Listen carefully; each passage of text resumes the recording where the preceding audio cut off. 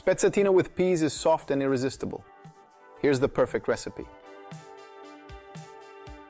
Let's start with the meat. I've chosen beef shoulder, which in my opinion is perfect for this kind of dish. I'm going to cut it into small pieces.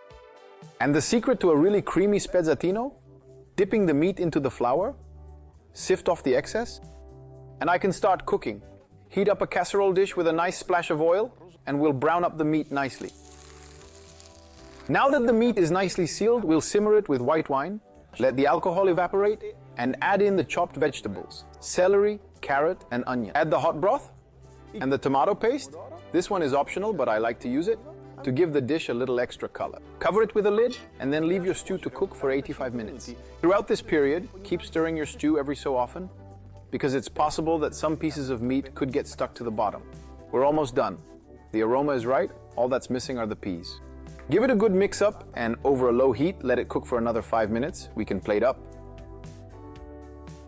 The spezzatino is ready. It's very fragrant and very creamy and hopefully warm and cozy too. I think it is.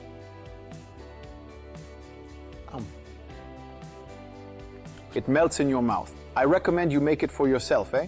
Ciao.